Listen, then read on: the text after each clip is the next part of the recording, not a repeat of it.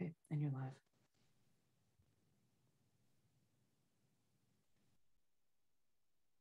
Hello, everybody. Aalia Tilsqui to Homoxisqui to Stalo Nation.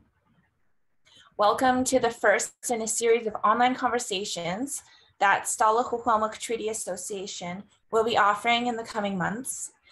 Our hope is that these chats will light the fire in our community as we continue on a path to implementing our inherent right to self-determination and self-government. Since this event is live on our public Facebook page, please don't hesitate to let your friends and family know that they're welcome to join at the SXTA. As well, let me introduce the SXTA briefly for anybody who does not know us. We are the Xwexwílmexw Treaty Association.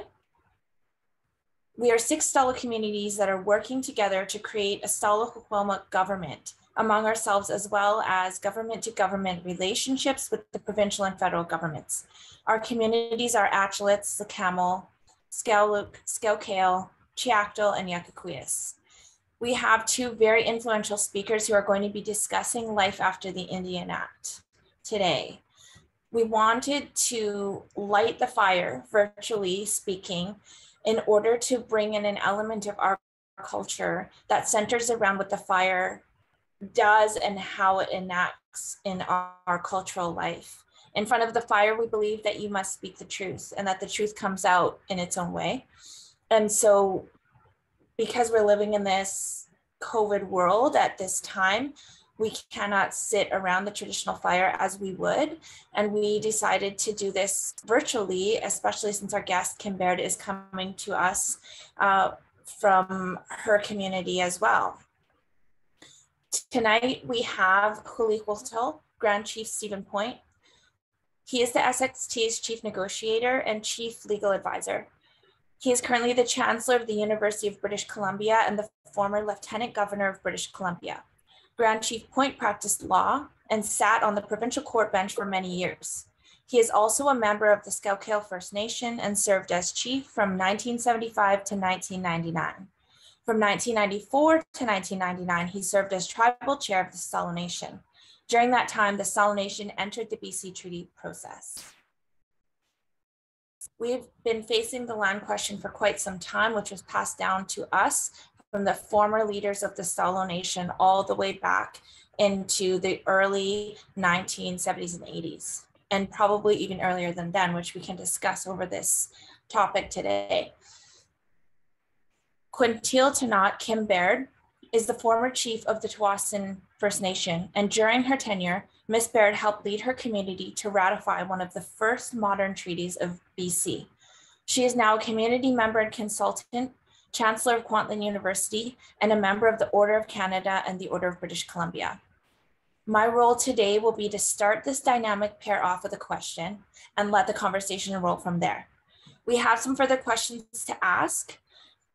And then about 40 minutes into the session, we have time to answer questions from all of you who are joining us from all over Saltamook.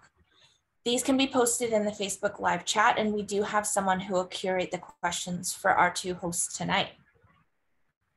I'd like to give an opportunity for Xwelíqweltel to lead and start us off in a good way with a prayer at this time.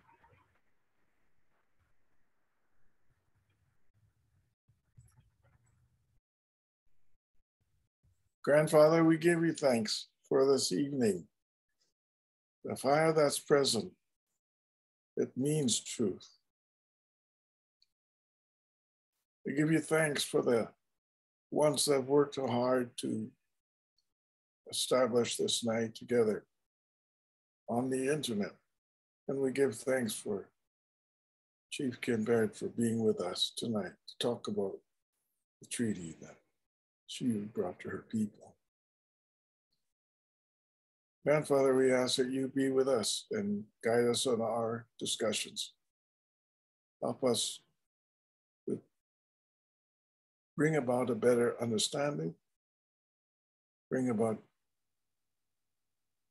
goodwill and health to all of us, Grandfather. Oh, Grandfather. Oh.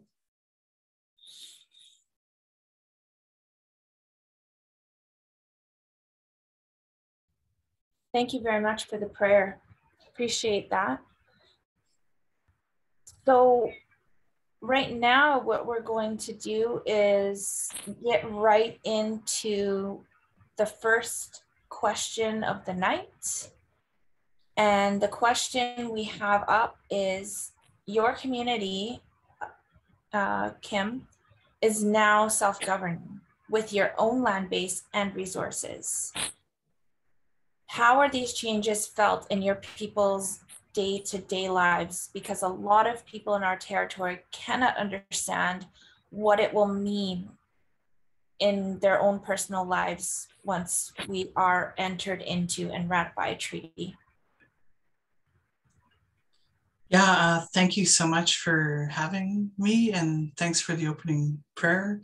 I'm honored to be here, and it's a good question, and we get it a lot. And it's interesting because a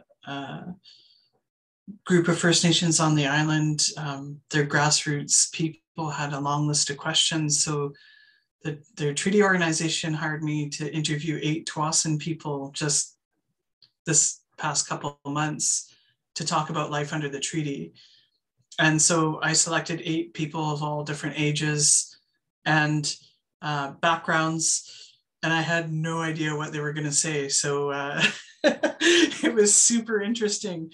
And I was surprised because some of the questions were quite hard. And some of the people I picked, I thought were quite unsupportive of treaties. But at the end of it, there was consensus in that everyone thought that self-governance was the way to go for our community. And I found that especially hopeful for the work I did while I was leader, only because, you know, the tax exemption for income tax is ending right now, and people are quite anxious about that impact. And so there's a lot of apprehension and kind of grumbling about the treaty, because of course it's the treaty that has brought in that. And so I didn't expect the response to be as positive as it was because of this pain people are worried about feeling this year. So what I would say, though, is that the treaty has led to lots of economic development for our community. And there's Tsawwassen Mills Mall and Tsawwassen Commons and warehousing, Amazon's in a warehouse. So we have the good fortune to have good real estate to take advantage of economic opportunities. And a few years back, our assessed property tax rate increased the most dramatically in all of the province, which is just an indicator that the investment we're making in our own infrastructure, because we didn't expect that the federal government would ever invest in our community to the degree that we need investment. So this is a big part of our decision. And I'm sorry I'm meandering, but when you kind of pull on a thread, it unravels a lot of things, right? But in relation to being self-governing and our own land base and resources, there's been positive and negative changes, I would say. Like change management is a whole issue in itself. The massive amount of change we're facing as a community probably hasn't been faced since contact. And that comes with stresses and learning and challenges. But I would also say that the resources and tools we have now to deal with some of our long-standing issues as a community we've never had them before. We're able to open a beautiful state-of-the-art youth center. We're able to open a playground, things that I dreamed about building for my people when I was chief, but we just didn't have the resources to do that. We have ongoing quarterly per capita payments. Our government has been giving us COVID relief supports. And this is all because we have revenues to do these things because of the treaty. So on balance, some of the change we have to go through is a bit painful, growing pains, if you will, but we're improving as a community. Our youth have better opportunities for employment and education. We have more resources to sink into health supports for our community, for addiction treatment, for supporting families that are facing challenges, all these things that are definitely better. I would say the other challenge, though, is that, you know, we have 90% of our land base before is held by CP holders. And they're now, a lot of them are millionaires because they've been able to develop their lands because of the treaty. So not everybody's a millionaire though, right? So there's some unevenness about the benefits because some of them are opportunities and not everyone's in the position to take advantage of opportunities. So these are all things we're learning as we go and we're figuring out. But on balance, I would say most people think that we are better off now being self-governing than we were before. And sorry for the long answer. Kim, it's a good answer. And it comes from someone who knows. There comes a power in knowing. And we went up to the West Coast, Kim, to talk to some of the treaty bands there, the nations rather. As we were sitting and listening to them, as I'm listening to you now, they were excited. They were talking about the parliament. They were talking about the powers that they had, the meetings that they were holding, the future that they were developing for themselves. And I stopped them. I said, you know, you had a chance to get out from under the Indian Act. Would you go back now? Overwhelmingly, they said no. Even though there were parts of the treaty that they didn't like, but they were being self-determined. Would you go back, Kim, to the Indian Act? Never. Like, I've fully drunk the Kool-Aid because I've seen the benefits, right? But, you know, I used to go to land claim coalition meetings in Ottawa with all the modern land claim First Nations across the country, most of which have self-governance along with their treaties. And not one, I've never met one self-governing First Nation that would go back to the Indian Act, including ourselves. You know, Indigenous women have often been marginalized, even by our own people. Yet you've accomplished so much for your people. Has the trail been difficult for you? I know that we all pay a price for our devotions and our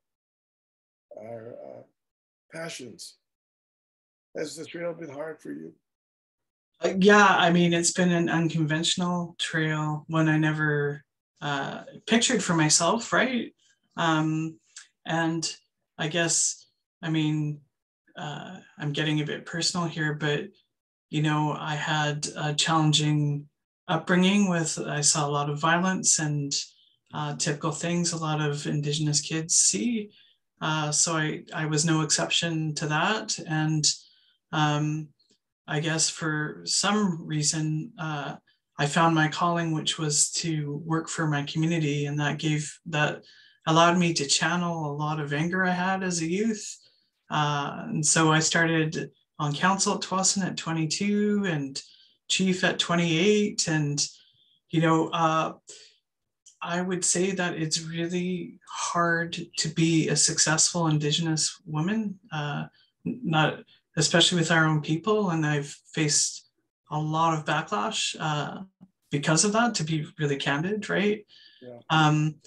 But I would, it's a sacrifice I happily make to understand that the way forward for our community is set in a much better place, right? So sometimes people who make change, you know, they have a role That doesn't make them popular, but I was fortunate to be able to get things done in my time there.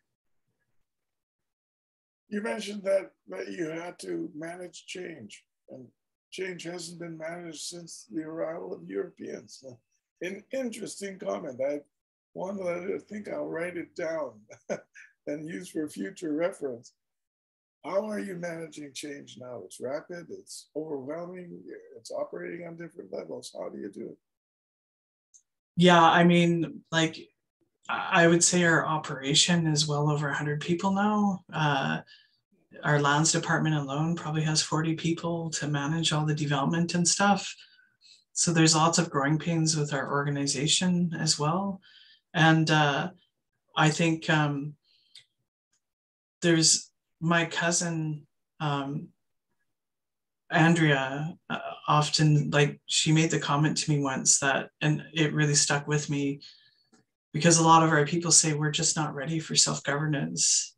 Yes. And a lot of fear that goes along with that. And she said, it's like having a baby. You can read all the books you want, but you don't really know what it's like to have a baby until you have that baby, right? And it completely is like that, in that you can only prepare so much for self-governance, but until you have the jurisdiction, until you have the lawmaking, until you have, the economic development to organize around, it's really, we have to live with some uncertainty and trust ourselves to figure it out as we go along, and also understand that we may make mistakes, but also to really believe in ourselves that we can do this.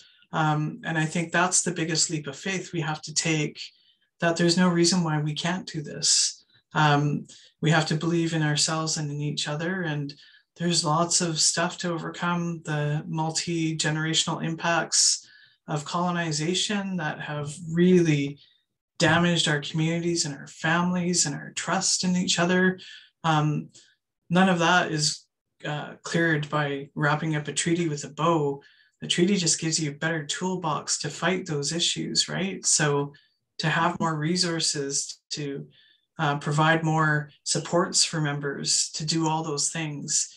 And it's a big and daunting job, but staying under the status quo wasn't an option for Tsawwassen anyways.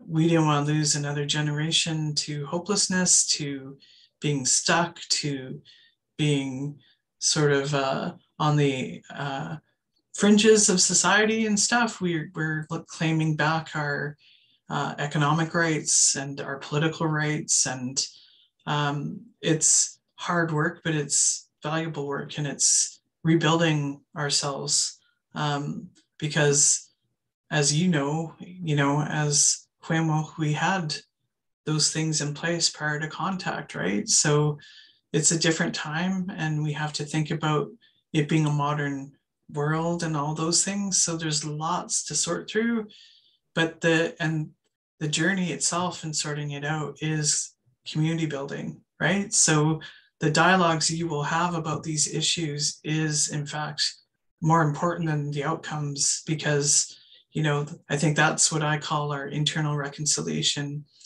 as we figure out how we want to move forward and how we want to, claim what is right for the hours in our future. And the challenge, though, is it's like some of it in dealing with the Crown is offensive, right? So trying to, really be focused on how to improve the outcomes for your people.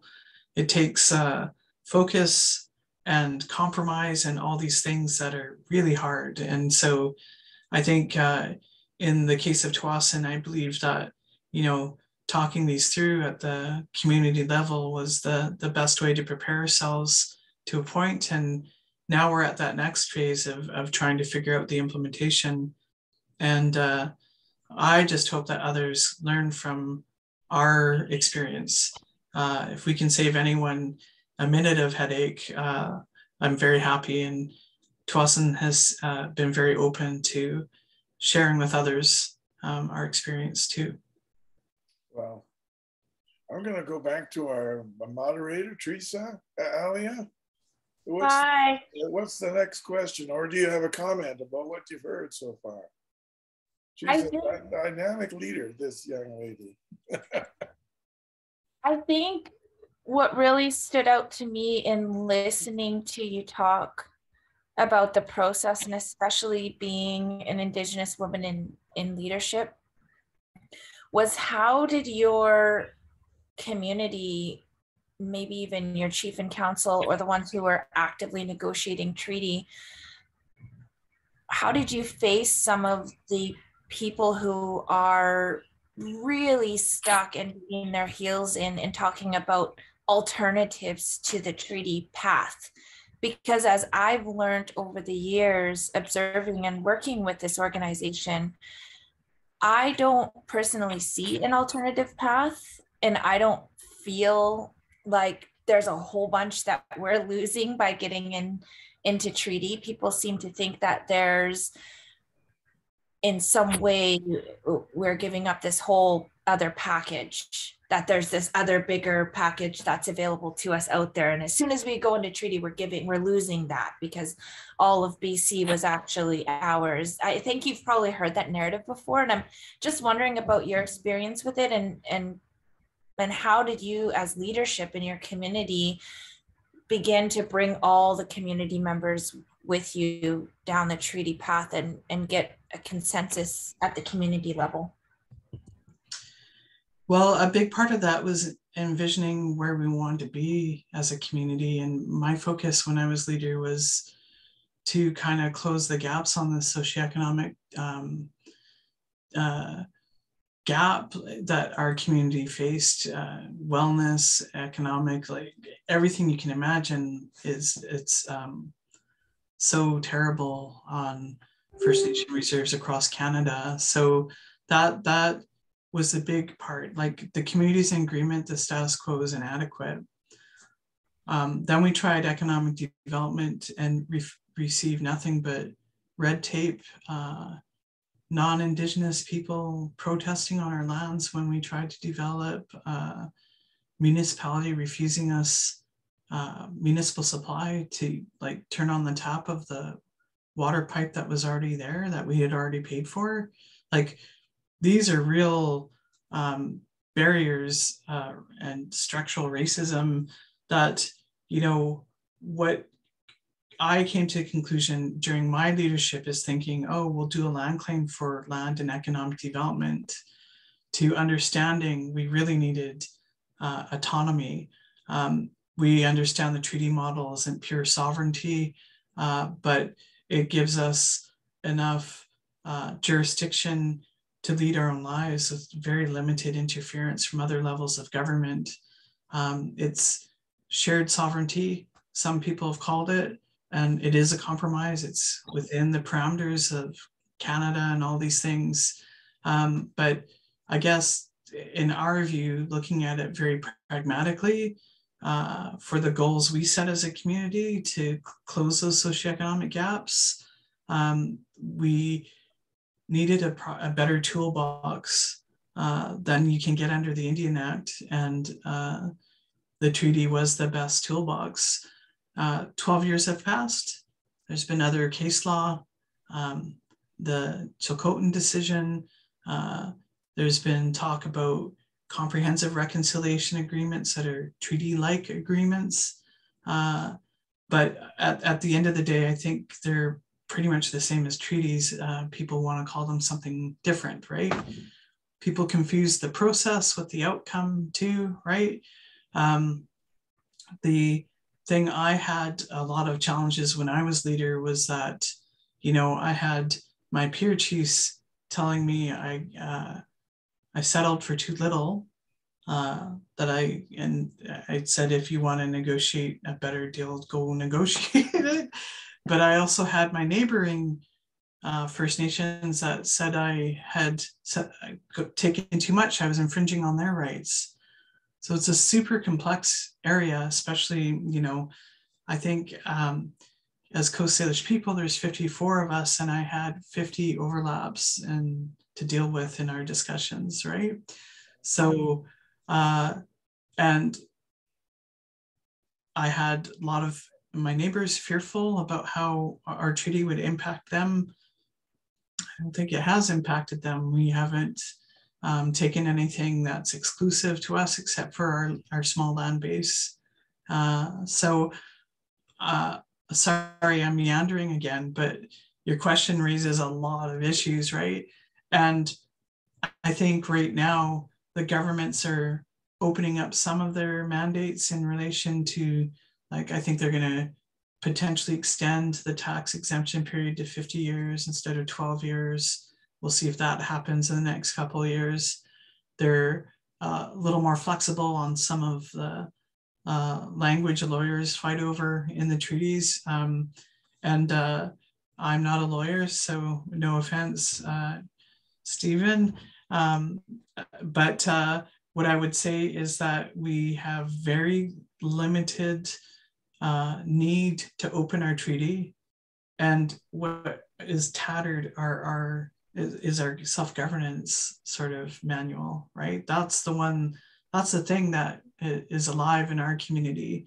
You know, the treaty is kind of on the shelf. We refer to it if we have disputes, but we don't have to refer to it very often, right? So when you're in the throes of these negotiations and you can spend years moving commas and chapters, like tedious stuff, I know, to me, it's like the more important work is the developmental work that the treaty enables, right? So developing your laws, developing your policies, all those things and developing, revenues to assist with better programming, things that I just don't think we can wait forever for the federal government to provide, because they continue to fail Indigenous people.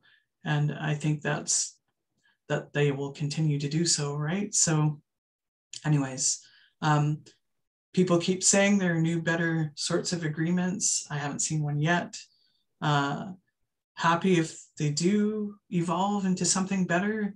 But, people have spent decades waiting for something better, and I haven't seen it yet, right? So probably not going to be the most popular person for saying that, but, that's how I see it anyways. Just a question. I had the opportunity to address the Surrey RCMP on indigenization, on Aboriginal people and whatnot. And one of the officers spoke to me on the side about young people in the judicial system, the justice system at Tsawwassen. And he said that there's been a difference since the treaty. Can you comment on that? Yeah, well, part of our strategy was to, how do I put this? When we were negotiating the treaty, we had to think about what we wanted to take on and what we wanted to kind of take advantage of, right? Just because you can create everything yourself doesn't mean you should. Like, how do I put, like, we ended up going with a provincial land title system because it's reliable and all these things, even though we could have gone with a proprietary system, and our lawyers were rubbing their hands wanting that opportunity to create something beautiful. But from a practical perspective, for what we want to achieve, it would have taken 10 years for other entities to trust that kind of system, if ever. So why spend our focus on that? We did the same thing with municipal type services. If we could enter into agreements with Delta that has a bigger capacity for fire, police, and those sorts of things, we chose that approach because we have other priorities. And so part of that was policing. It's the Delta Police Force. So we have developed a proactive relationship for them to police in our community. We have liaison officers that are regular fixtures in our youth centers. And so it's not perfect. Sometimes our community feels over policed, right? But I think having a better service and a better presence has, developed a better relationship that does make a difference in what our youth get up to and those sorts of things. But I would also say a big part of it is the reduction of poverty. A lot of things that get, poverty gets criminalized in Canada, right? So if you take some of those pressures away, some of that will reduce. We still have challenges. I don't want to, for a second, say that, in 10 years, we've overcome all the impacts of colonization. It's not like that. But again, I keep saying it, but it's true. We have better tools now, right? And we have better strategies to kind of figure some of it out. One of the things that you commented on earlier was this very challenging hurdle, which we're looking at as well, the issue of taxation. And I know that the Nisga's took some time and decided to go down the same route. And I think they got a 20-year reprieve, I think, or something like that, 12-year reprieve. But it's something that your community is going to face. And I know that talking to some of the folks up at the West Coast, they're looking at that issue as well now. But they still said, as you said, we'd never go back. We'd never go back. So how are you getting ready for that hurdle?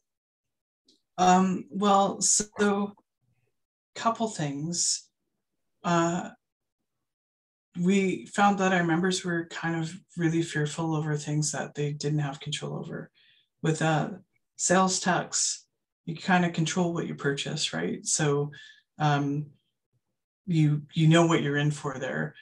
Initially, people were really fearful for the property tax because all of a sudden you're living in your home and you don't know what your bill is going to be. You don't know if you'll be able to pay it. It's right. So, Tsawwassen, before the vote, made some guarantees that we changed into legislation called the Members Guarantee Act. And that was a commitment to try and reduce the impact of taxation as much as possible.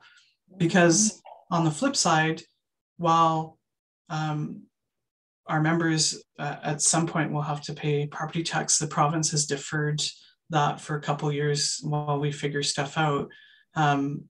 We are able to collect a significant amount of property tax from our leaseholders and our tenants at the warehousing and the mall. That will be sustainable revenue that funds our governance going forward. It's to the tune of tens of millions of dollars annually. At some point, we can tell the federal government to keep its transfer if it wants, if they're gonna make us do too many headstands to get the piddly amount of resources they want to give us, right? So, we have serious economic power because of taxation, and we're able to fund self-governance. It's taking time to get to that level, but through taxation.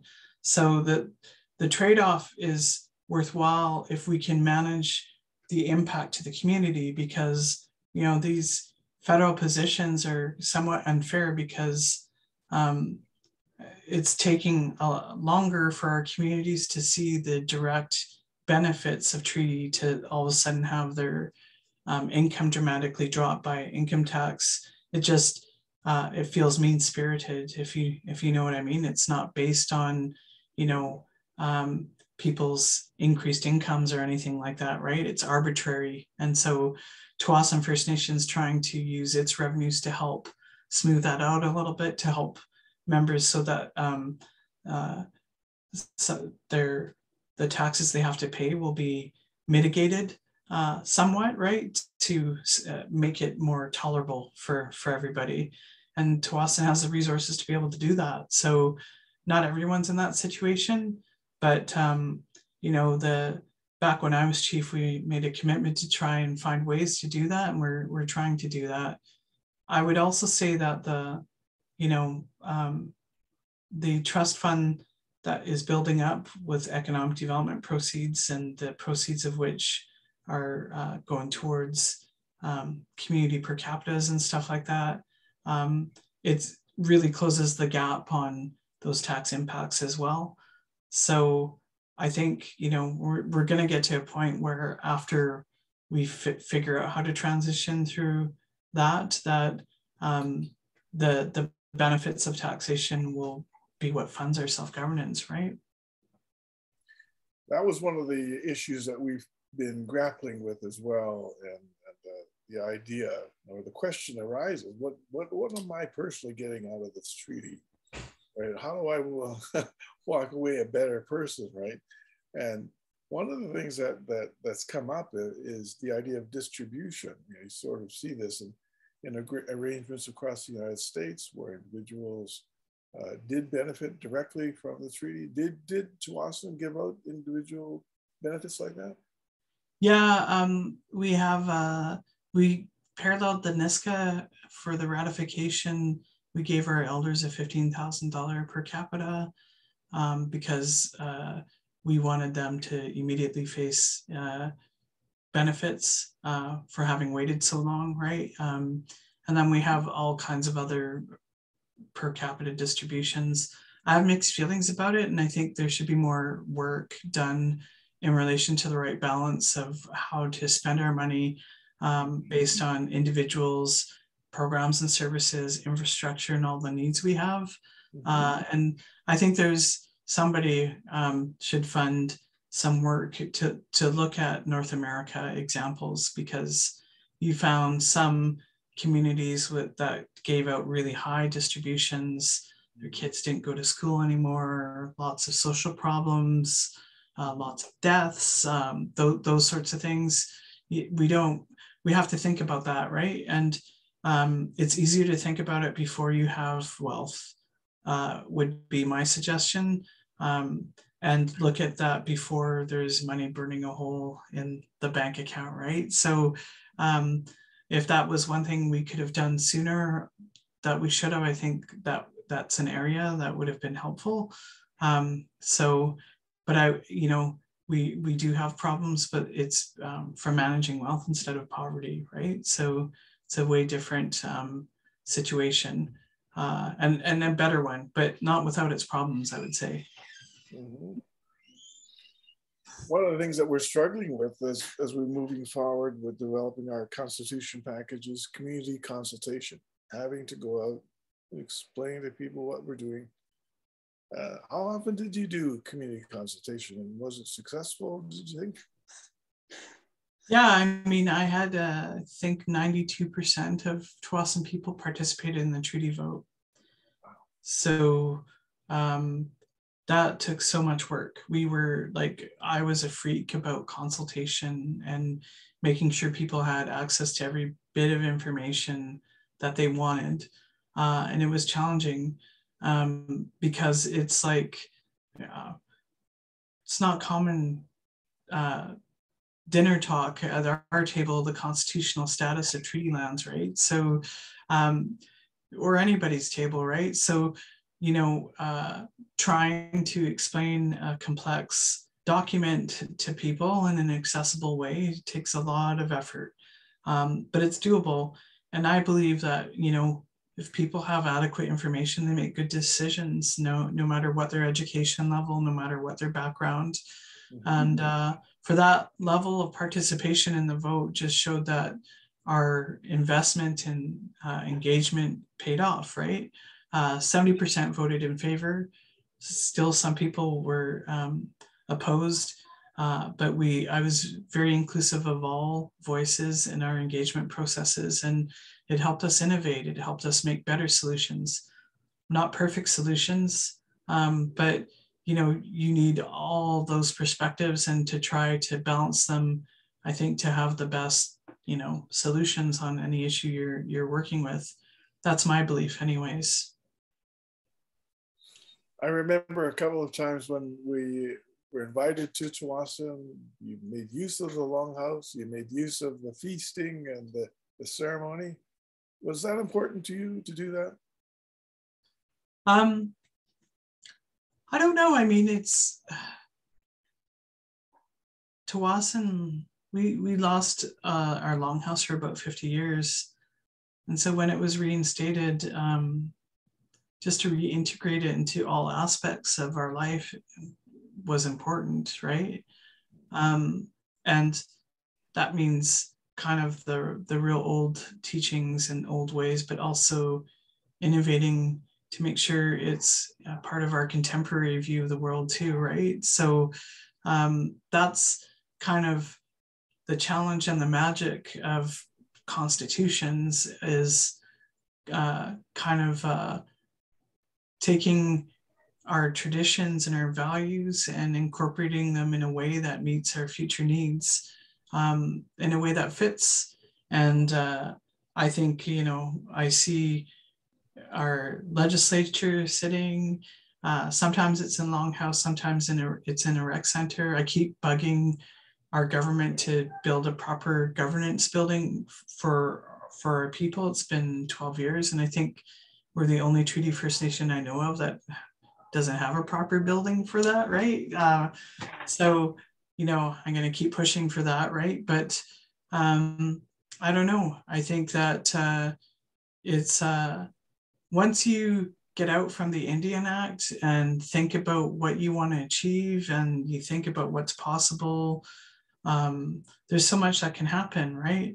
We now have proactive language programs where we're paying 3 people to full-time to learn the Tsawwassen language, and we now have resources for cultural programming and to support, you know, things outside of Tsawwassen governance domain, you know what I mean? So thinking about what to enable outside and all those things. I mean, there's just so much that's possible. The challenge is, you know, getting anything done because you have 200 things you could do, right? So that's what I'm finding at Tsawwassen, that people aren't as focused as they could be as far as what we want to achieve, right? Well, I've gone on with a number of questions. I'm sure people listening and watching have got questions as well. And I'm sure some of our own staff might have questions. Hey, Teresa. I know we've listed a few questions. Has any questions been coming in at all, Sharon or anyone? I will check with our tech support to see if we have any questions coming out of the Facebook Live. In the meantime, one of the blow your hair back kind of moments for me here was that 92%. That number is really sticking with me because we've struggled with the vote, and that is in consideration to the Constitution. And the big thing, I think, for people is they do not understand how foundational that document is to get us into self-government territory before the treaty even has been finalized. And I really like what you said about the fact that your own governance documents are used all the time, every day. That's what you're building policy. That's how you're making programs. That's how you are connecting with your own people. And the treaty document at this point is almost an afterthought. It's, you know, whenever you need to go into that, is a lot less than you are being concerned with just governing your own people and taking care of your own community the way you see best. So I think my question's a little bit biased because I work in outreach, but what do you think got you to that 92%? What was the real tool or the, like, what got people to come out on that voting day? Because we've struggled with that. Well, we went out frequently, and we would do like family meetings, and we would go to populations. Like we had a fair number of members in the Bellingham area, so we would set up sessions there. In the Okanagan, we would set up sessions there. and just did a lot of outreach and provided a variety of tools to help people understand. Not everyone likes to read. Some people like videos. Some people liked meetings. And so we used all of those things. But, you know, almost 13 years ago now, when it came into effect, and it was even earlier when we had the vote, social media wasn't as popular, right? So that's a whole new dynamic to contend with for sure, right? But it's also a tool to reach people as well. So, you know, getting to where people are at, and, you know, in these busy times, making it convenient for them is an important part of it, right? Yeah. One of the things I struggle with, and talking to some of the leaders in other treaty groups, they struggled with this issue as well. Because the document is prepared by lawyers, for lawyers often, the level of language utilized in the treaty is often very difficult to translate, difficult to did you instruct your lawyers to do anything about that, or did you try to address that issue? Well, I did most of our writing for our communications, like the key messaging, I guess, right? So distilling it to what I thought community members would want to know, right? So, you know, what is the deal that we're getting out of this 300-page document, right? So we translated that into a 20-page guide that kind of outlined the economic aspects and all that, right? But what we also did was like, did focused discussion papers about the trade-offs, the common things that, you know, critics of the treaty process don't like, and just being very transparent about what we're getting into, right?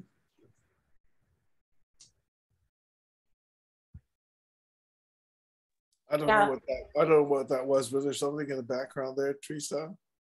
Yeah, I was checking the Facebook Live just to see if I could see any comments coming in, and there's a delay, so the sound could bleed through a little bit there through my microphone.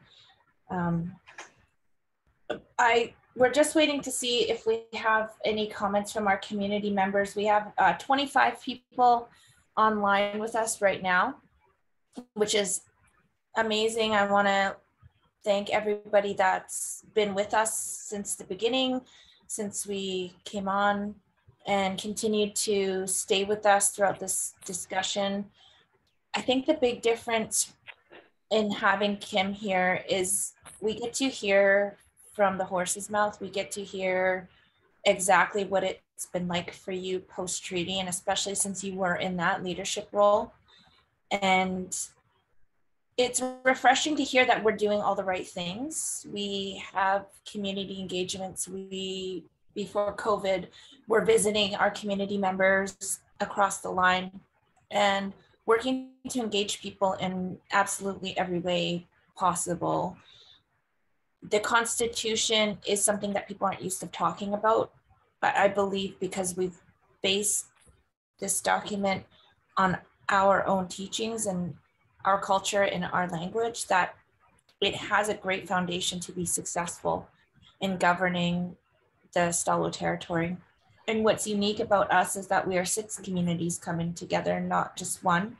So we do have 6 different leaders to contend with, 6 important points of view around one table.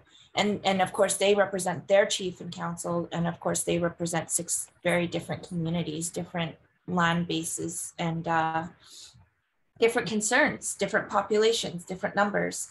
So it's a little bit more to kind of get everybody on the same page. But I feel that the leadership has done an excellent job up until this point. And we do have some other questions that we've prepped as staff, things that we've heard from the community that people are thinking about. What are some of the things that you felt like in those very final stages you're getting so close to signing off on the treaty.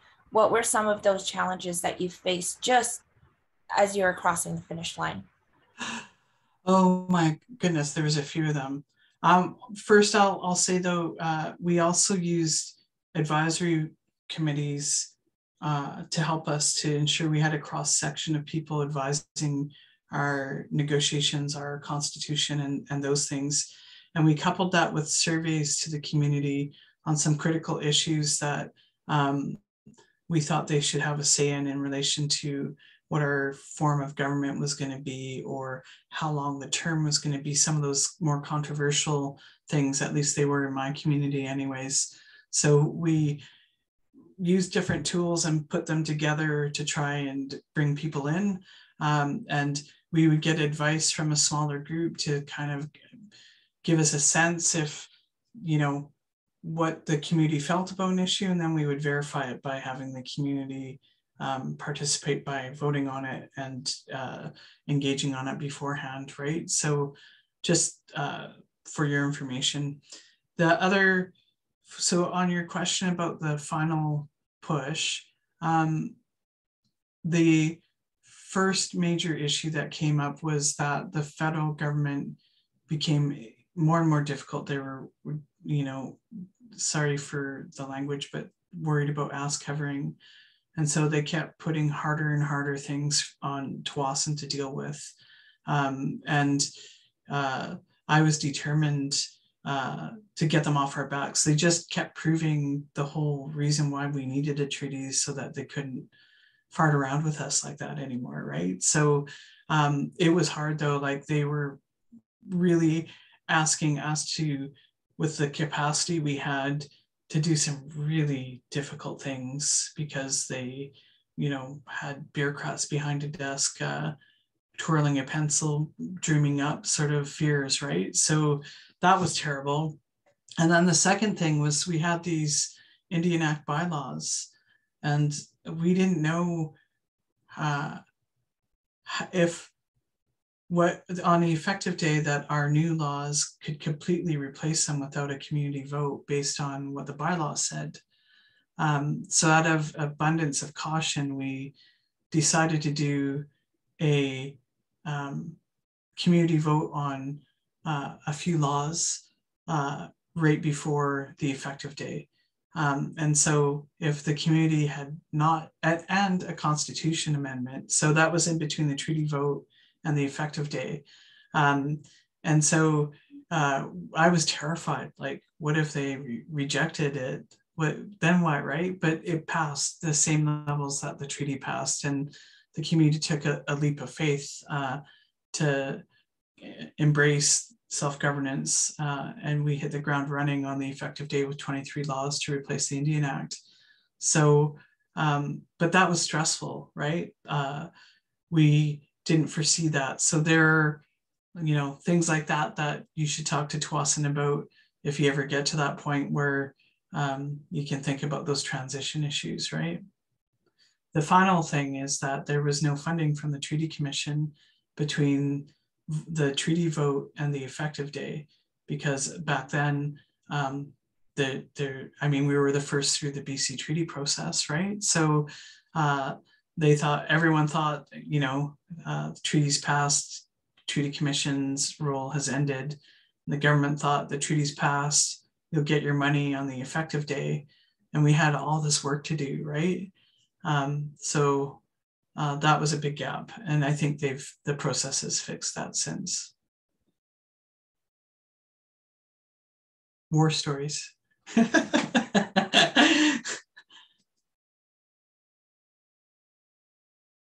One of the things I read in the treaty was the shellfish issue and getting some places to get clams and whatnot. Is that correct? You had to. This amount is a huge overlap issue, and I'm thinking the same thing. How do I get some places to eat clams? But you guys solved that. How did you do that? Well, we have the Gulf Islands are part of our traditional territory, right? So. But that was hard. Cowichan was not very happy with our treaty, but we had a tough negotiation moderated by a former judge to help us through, and we got through, right? And I think it's so easy, like the treaty process forces us to put lines on the map, but that's not how things really work traditionally. So getting back to those traditional values, you know, I'll never forget the Stolo people brought me in and blanketed me and said, we expect Tsawwassen to live up to its responsibility as our Coast Salish family in relation to our interactions.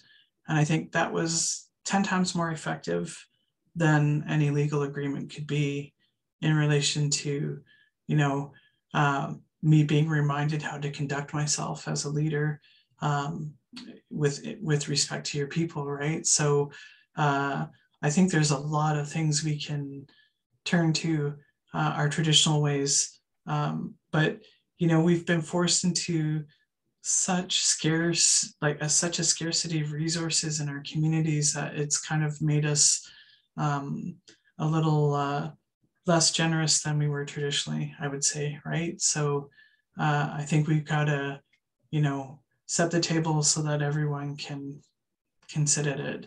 And I knew in Tsawwassen what we did wasn't exclusive to anyone else. So we need to think about the you know, our egos and pride versus the practical, you know, how is this really going to impact other people day to day? It's not really, right? So we got to think it through to the very practical before we get too fearful about what agreements say, in my opinion anyways. We do have a question from the gallery. Thank you, Sandy McDonald, for being with us tonight and sharing your question for Kim. Is there anything we should be negotiating for? Brackets for more funds. As an example, what you guys wish you had done, like infrastructure. We have aging infrastructure.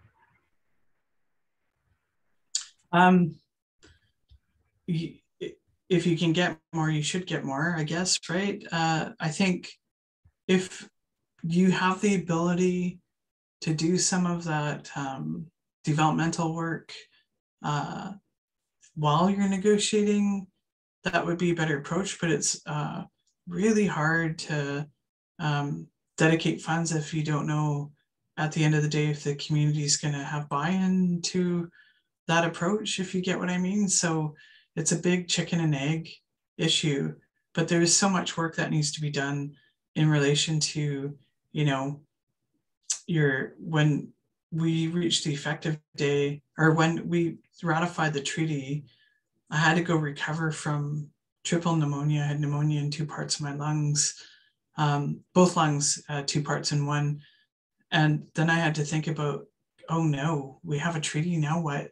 Like I had no, like I was so used to negotiating, I had a hard time shifting to what's next, right? So we had like a 40 item work plan that we did in 15 months that included creating our new structures of government, that included, you know, shared territory issues, that included entering the GVRD as the first First Nation member, our 23 laws. Like we did all those things in like about 16 months. So when you have the momentum and the resources, you can get a lot done, but we shouldn't have had to do that in such a compressed time. So if you can think about a more sensible, supported transition to be able to develop your institutions and stuff, that would be good, but it's easier said than done, I think. Thank you. It is so hard to plan for absolutely everything, to think about absolutely everything that could happen.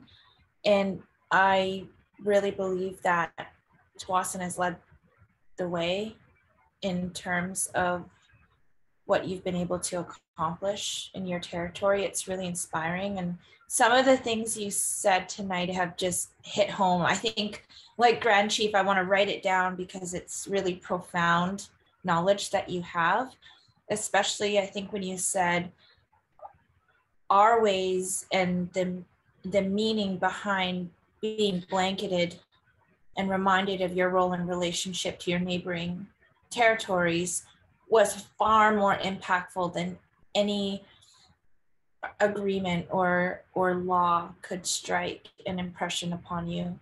And the way that we did business was, yeah, we overlapped with many territories, but we made some sort of advantage out of it in terms of trading or, you know, what we could gain. And of course we had our conflicts. Grand Chief is the one that always reminds me that it was not a utopia the way that we often tend to think about it.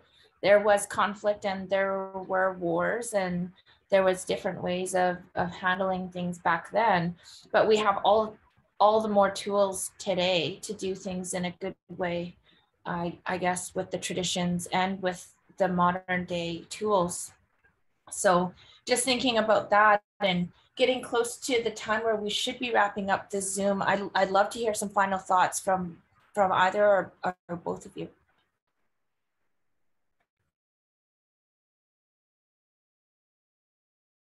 I'm going to go first and allow our guests to have the last word. I just want to thank you, Kim, for accepting our invitation.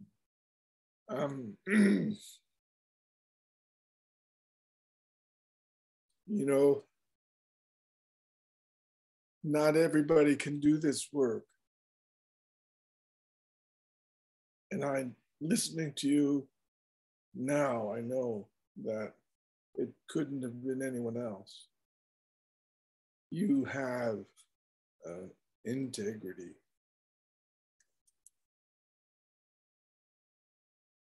Thank you.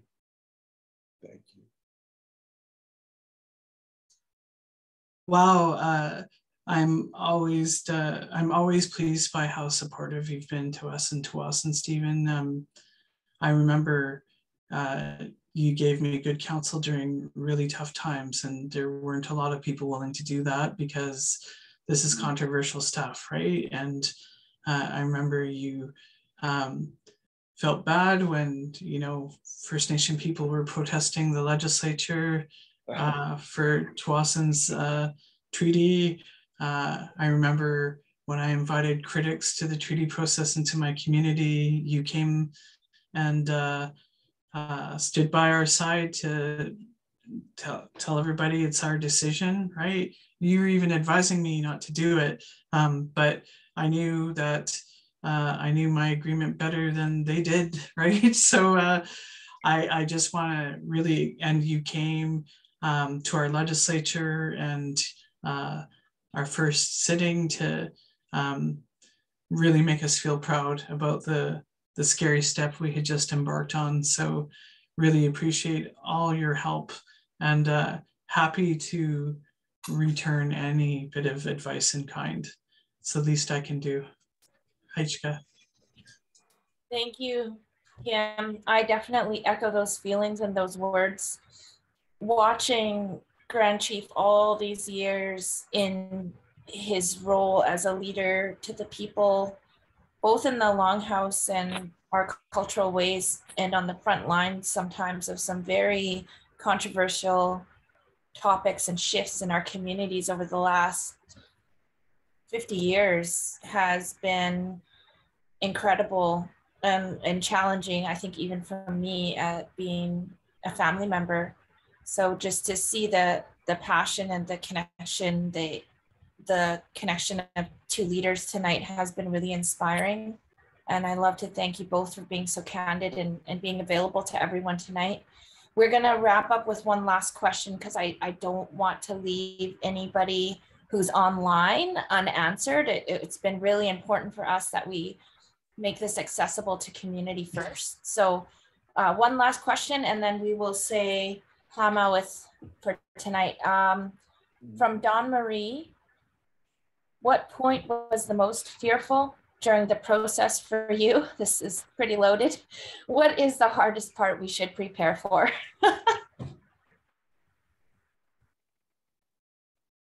Wow, save the real easy questions for last, hey? I think the scariest part was just, I don't know how to describe it, but taking that leap of faith and making that decision that, yes, we can do this, right? Like, it's a mindset, right? There's a number of reasons to not do it, to stay angry, to like not trust governments and all that. So there used to be this expression that Jim Aldridge, the lawyer for the Nisga'a, used to say that, you know, First Nations viewed treaties as solemn marriages, important relationships, and that the federal government viewed them as divorces to cover their butts, right? So, you know, and it's kind of true. It may be changing a little bit. I think Canada is trying to recognize that it will be an ongoing relationship regardless of what they put in a treaty or not. But what I would say is that in Tsawwassen case, you know, I think it was the prenuptial is my view of our treaty, because, you know, our experience with the federal government has never been positive, whatever ministry you want to talk about. So we really just wanted to get out from all of that, right? So I think, you know, until you're able to kind of shift your mind to think, yeah, why can't we do that? I think that's the scariest thing, because you worry about what if, you know, you don't have a safety net, what if everything that can go wrong goes wrong, right? But, you know, we are capable people, and, you know, we have to operate that way and be confident in ourselves and reinstill the values of taking care of each other, right? That's what I fully believe.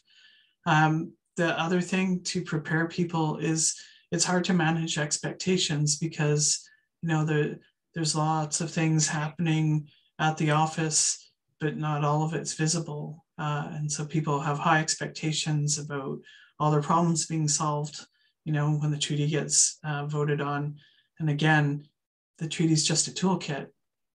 It's the work we have to do, you know, as self-determining peoples to do all those, recover from all those harms done to us that we have to focus on. And it's not easy and it's going to take time. So I think thinking about this as a very long-term thing is important to all of it, and understanding that the pain we feel for tax exemption and stuff is, you know, it is painful, but it's short on our horizon as a people, right? So that's how I look at it. And yeah, we can do it. That's what I think. We are doing it. Right. Amazing. Well, Kwasai, again, we thank you for your time and being around the virtual fire with us tonight. And thank you to everybody on Facebook. We, I think at the end, increased to 27 people tuned in live. The video will be available to our community members. We will be turning this into a podcast as well, so people can access this talk tonight at any time from their, whatever they're listening on their device. So we just thank everybody for taking the time to learn more, and I hope that you have a wonderful rest of your evening. Thank you so much. Take care all.